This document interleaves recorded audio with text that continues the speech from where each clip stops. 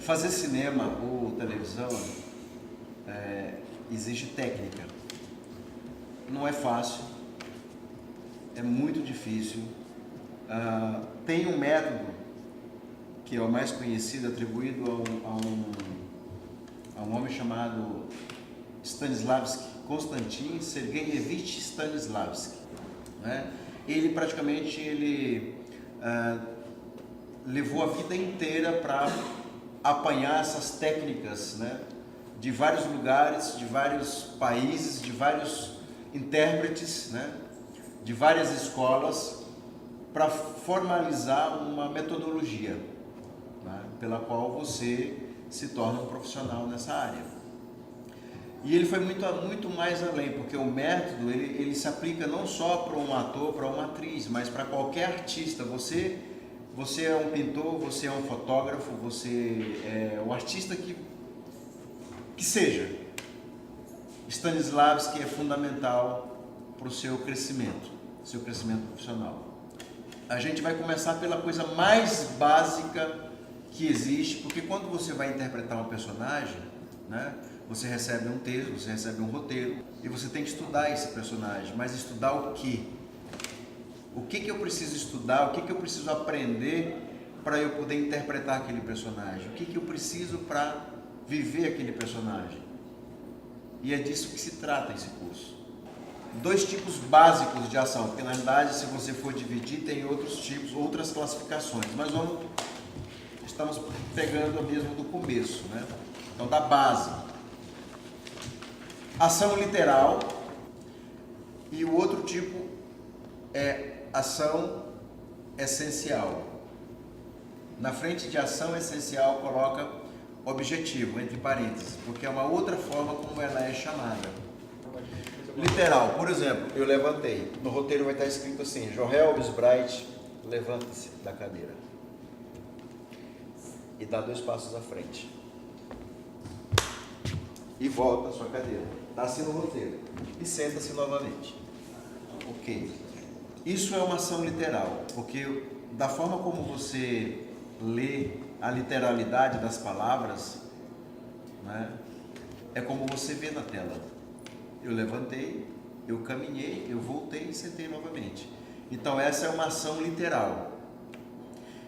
E a primeira coisa que você faz quando você pega um roteiro é separar a ação literal. Você marca toda a ação literal e depois você vai separar a ação literal do que é a ação essencial.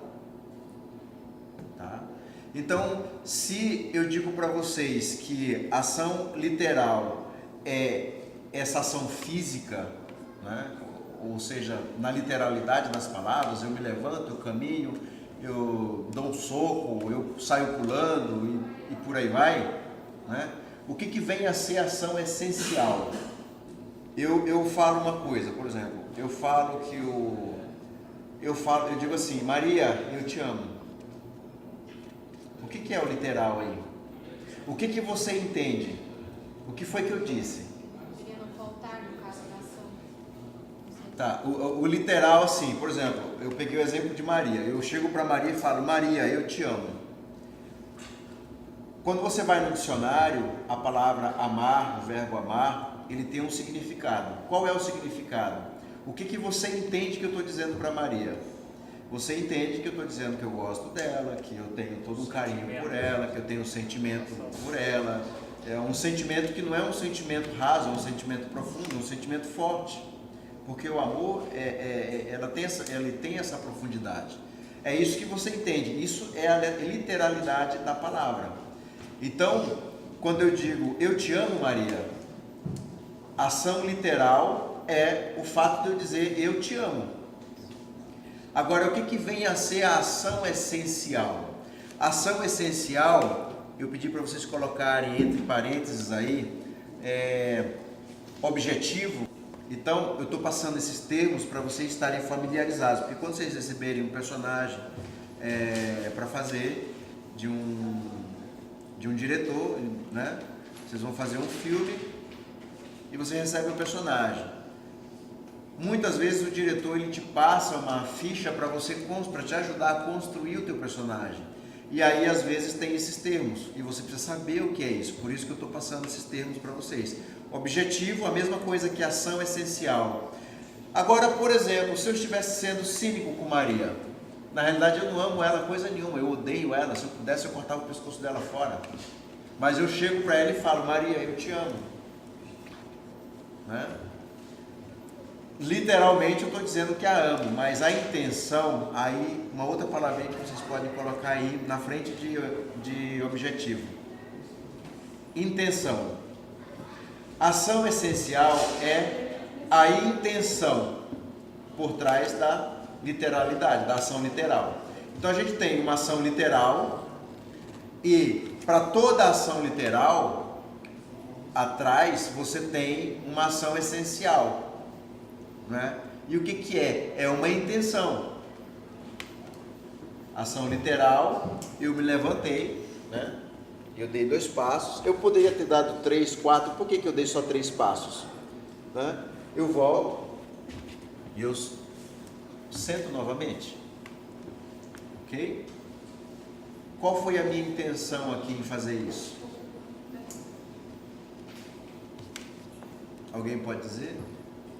Qual foi a ação essencial por trás dessa ação literal? A intenção, muito simples, a intenção foi fazer com que vocês entendam o que é uma coisa e o que é outra. Então eu estou demonstrando através de um exemplo muito prático o que é uma coisa e o que é outra. Então a intenção é que vocês aprendam o que é ação essencial e o que é ação literal. Essa é a minha intenção, eu não precisava levantar, né? Mas como tem essa necessidade de passar esse conhecimento para vocês, então eu levantei para exemplificar, para ficar mais claro.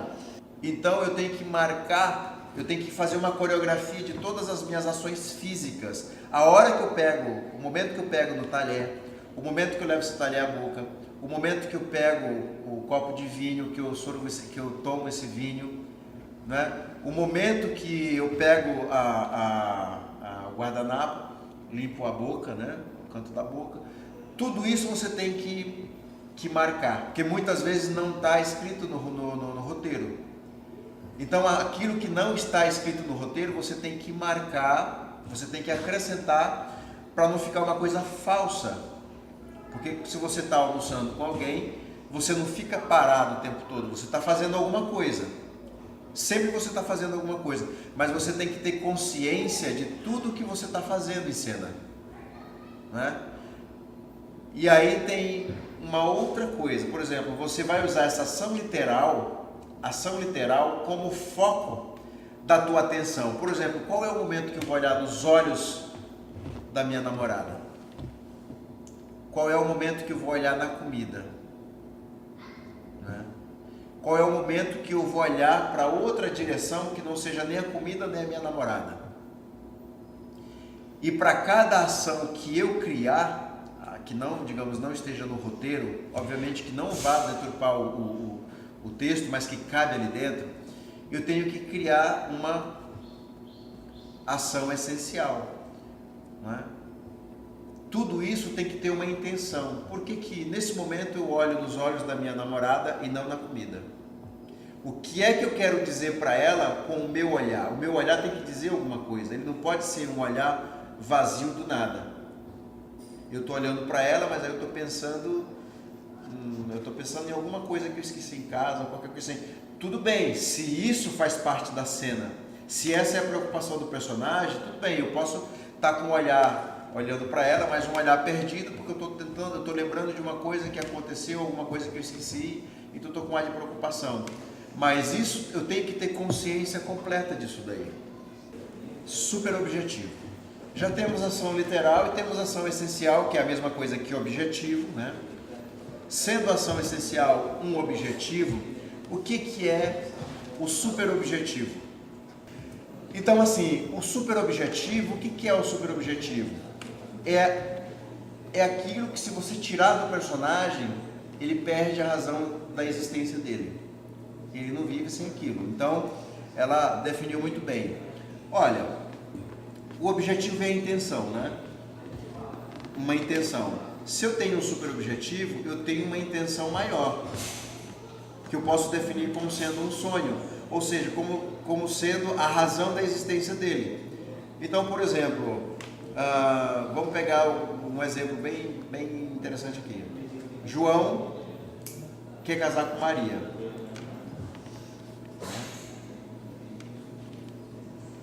E João vai fazer muitas coisas para atingir esse objetivo, porque o sonho dele é casar com Maria. Só que casar com Maria é a intenção maior.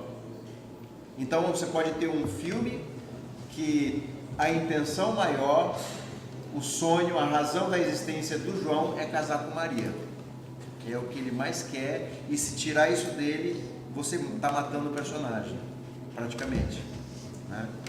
Aí o que vai acontecer? No meio do caminho vai acontecer uma série de problemas, de dificuldades, que vai fazer com que João tome certas atitudes, faça certas coisas. Então, por exemplo, para casar, o que ele precisa? Ele precisa ter uma grana boa para fazer um casamento, né? Ele precisa ter muito dinheiro, porque fazer um casamento hoje, um casamento bem feito, assim, à vista das pessoas, vou falar assim, à vista das pessoas, para fazer bem feito, depende de muito dinheiro, né? E aí o que ele vai fazer? Ele vai procurar um trabalho que dê condições para ele realizar esse sonho o mais rápido possível. E se no meio do caminho Maria desistir, não quero mais, o que vai acontecer com João?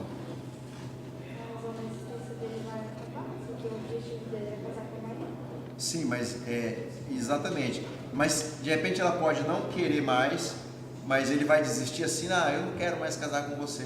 Tudo bem. Não, ele vai lutar, né? Então a intenção dele vai mudar de acordo com as circunstâncias. Então a intenção maior é casar. Ele vai continuar querendo casar com ela até o final do filme. Se ele vai conseguir casar com ela ou não é outra história, mas ele vai querer isso até o final, né? Então ela não quer mais casar com ele. E o que ele vai fazer? Agora ele tem outro objetivo, que é reconquistar Maria. Então ele vai fazer uma série de coisas com a intenção de reconquistá-la, porque o sonho maior dele é casar com ela. Então assim, ele sempre vai fazer uma coisa aqui, outra coisa ali, para atingir esse objetivo maior, que é casar com Maria. O filme tem um super objetivo. Agora, os personagens, cada personagem tem o seu super objetivo específico. O meu super objetivo, por exemplo, pode ser antagônico ao teu super objetivo. Imagina que o João e o Pedro querem casar com Maria. É o super objetivo dos dois. Vai dar conflito aí, não vai? Vai dar problema, né? Vai entrar em conflito de, né? Problemas de interesses aí. Então, e é isso que faz a história acontecer, são esses conflitos. A cena, ela tem uma intenção maior, que é mais ou menos parecido com o super objetivo, só que é específico para aquela cena. E para você atingir aquela cena, tem uma série de problemas que são intenções menores. Tem um especialista em roubo, né? Cara ladrão, profissional, muito bom do que faz. Mas ele vai numa casa na intenção de dar uma manjada no ambiente, para depois ele voltar e levar embora certos objetos, certas coisas de valor. Para ele conseguir isso daí, ele tem que conhecer o ambiente, saber detalhes. Esses detalhes que vão acontecendo no meio do caminho são intenções também, porque quando ele chega na sala, primeiro ele tem que descobrir onde é que as coisas de valor estão, se estão na sala, se estão mais adentro da casa, né? Aonde é que está isso daí? Como é que ele vai fazer isso? Então ele tem uma série de problemas para conseguir vencer até ele chegar e efetuar o roubo que ele tanto quer fazer. Vamos imaginar que a casa tenha cachorro, já é uma dificuldade, né? Como é que ele vai passar pelo cachorro? Então ele tem que saber se o cachorro é valente, como é que é o cachorro. Ele chega assim, ele já, a primeira coisa, vê se tem cachorro na residência. Segunda coisa, quando ele entra na casa disfarçado de um técnico de antena ou qualquer coisa assim que seja, né? Ele tem que descobrir se tem alarme na casa. Então ele verifica na porta, ele vê se tem algum fio que identifique que tem alarme ali, né? Então a gente já tem dois objetivos. Um primeiro objetivo é descobrir se na casa tem cachorro. Segundo objetivo dele, descobrir se tem alarme, né? Terceiro objetivo, vamos dizer assim, que ele chega dentro da casa, então ele tem que descobrir onde é que as coisas de valor estão, né? Para ele poder traçar o plano dele. Só depois de tudo isso feito é que ele vai poder efetuar o roubo, que é a intenção maior, que é o objetivo. E as outras intenções, que também são objetivos, a gente diz que são problemas, que são intenções menores. Se você chega na sua casa e liga a TV, aí você vê o cara entrando na residência. A forma como ele se comporta, você já sabe que é um ladrão. Por quê? Porque você já consegue ver a intenção na cara dele, na expressão dele, no gesto dele, na forma dele andar, na forma dele olhar para as pessoas que estão ali. Você já consegue identificar isso. Por quê? Porque está muito bem construído na cabeça dele. Todos os objetivos, superobjetivo, tudo já está muito bem definido. Memória emotiva do ator, coloca aí, do ator, versus a memória emotiva da personagem. Esse é um assunto mais profundo, né? Mas não é um assunto que a gente, só por ele ser mais profundo, que a gente vai deixar de lado. É bom a gente já falar sobre isso agora, porque vocês já vão se familiarizando com a coisa. É um assunto polêmico também, porque tem muitas interpretações referente a isso, né? Uns dizem uma coisa, outros entendem de outra forma. Eu vou passar para vocês o que eu aprendi e o que eu tenho aplicado com os atores com quem eu trabalhei, com quem eu trabalho, com quem eu vou trabalhar sempre, porque é uma coisa que tem funcionado sem problemas para as pessoas envolvidas no processo. O que vem a ser a memória afetiva ou memória emocional? Por exemplo, você passou por um trauma muito forte na tua vida. Então, digamos que aconteceu uma desgraça, uma tragédia na tua família, isso acontece, faz parte, né? E é uma coisa que você não superou. Então, você não fica lembrando disso o tempo todo. Você prefere não lembrar disso porque são memórias, são lembranças doloridas, são lembranças que machucam, né? Então, por exemplo, eu lembrar que o meu pai morreu atropelado, quando eu lembro disso, eu sofro, eu choro, eu me emociono, eu não tenho controle sobre essa emoção que está me tomando conta. Porque a emoção é isso, você não tem controle sobre ela. Você não tem controle. Quando ela te pega e ela te derruba. Leva um tempo para você recuperar, né, do baque. Só que muitos atores, muitas atrizes fazem uso desse recurso, né? Só que pode vir a ser um problema. Imagina, toda vez que você for fazer uma cena, você lembrar de uma desgraça para você chorar em cena. Não é assim que funcionam as coisas. Você precisa ser técnico, você não precisa trazer a tua vida pessoal dessa forma para a cena. Muita coisa você traz naturalmente, claro, mas você não precisa trazer isso, né? Porque isso vai te provocar um desgaste muito grande. Teve casos de filmes, de atrizes famosíssimas, em filmes famosíssimos, que quando terminou o filme, simplesmente a atriz se matou, porque não aguentou os problemas psicológicos que vieram depois, né? Uma série de fatores. O que é o que eu digo que seria o mais adequado? Eu não vou falar correto, porque é uma palavra muito forte, mas eu vou falar adequado. É uma coisa que eu digo o seguinte: em vez de você trabalhar a memória emotiva do ator, ou seja, a tua memória emotiva, vamos construir uma memória para a personagem que você vai interpretar. Então você constrói a memória daquele personagem E você vai viver, você vai sofrer, mas na hora que falar, o diretor falar, corta, acabou. Tudo aquilo que você estava sentindo, aquela dor, aquela angústia, aquela tristeza, ela vai embora. Porque você está trabalhando tecnicamente, você está trabalhando conscientemente, fazendo uso da tua imaginação, né? E isso não vai te afetar. Você constrói uma coisa e depois que você passar por esse processo, gravar todas as cenas, você tem que desconstruir isso que você construiu. São dois processos. Um é o de construção, é de construir essa emoção, e o segundo é o de desconstrução, desconstruir, desfazer, desmontar isso que você montou na tua cabeça, para obviamente aquilo não ficar um trauma na tua vida, né? Você só usa profissionalmente, não vai te afetar na tua vida pessoal. E como é que isso acontece, né? A maior ferramenta do artista, eu falo do artista genericamente, é o ator, a atriz, o pintor, o cantor, enfim, seja ele que artista seja, é a imaginação.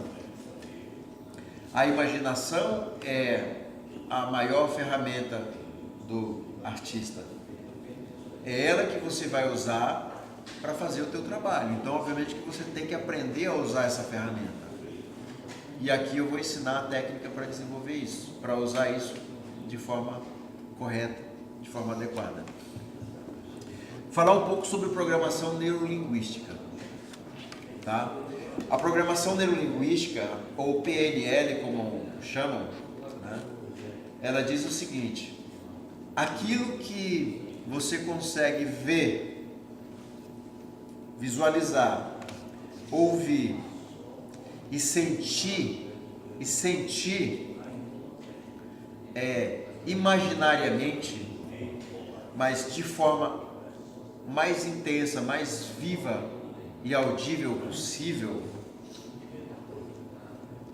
acontece um fenômeno muito curioso.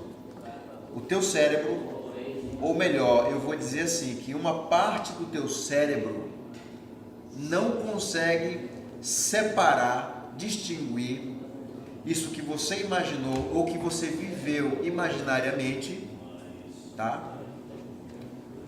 Da realidade objetiva. A realidade objetiva é essa. Eu estou aqui falando com vocês,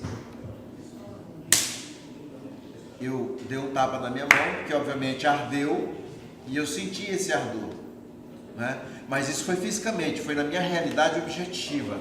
Agora, na outra realidade, que é a realidade imaginária, todos os 5 sentidos você tem ele imaginariamente. Então eu posso sentir o cheiro de uma comida imaginariamente, né? Eu posso sentir o gosto de uma coisa qualquer imaginariamente também, né? Eu posso ouvir um som imaginariamente. Eu posso sentir o vento batendo no meu rosto imaginariamente.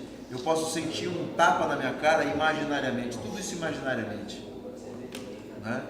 Então a programação neurolinguística diz que uma parte do teu cérebro não vai distinguir aquilo que você viveu imaginariamente da realidade objetiva. Então, se eu der um tapa muito forte no meu braço aqui, e um tapa muito forte mesmo, que fique as marcas, e o fenômeno acontece, as marcas ficam. E olha que imaginariamente, depende do nível de intensidade com o qual você faz o exercício, correto? E para que isso, qual a finalidade disso para a gente? Para que isso vai servir para a gente? Muito simples. Você vai interpretar um personagem que o pai dessa personagem sofre um acidente, fica um tempo internado, sofre muito e no final morre, não é? E no final morre.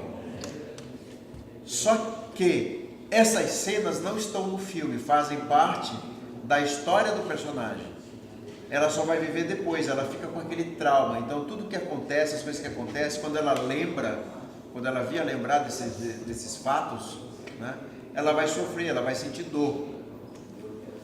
E você como ator, você não precisa pegar uma desgraça que aconteceu na tua vida para você sentir essa dor e para ter essa emoção em cena. Você pode criar essa dor imaginariamente para o personagem. Não é difícil. Tudo questão de prática. É tudo questão de prática e não é difícil. Não é difícil, você só precisa saber o caminho das pedras.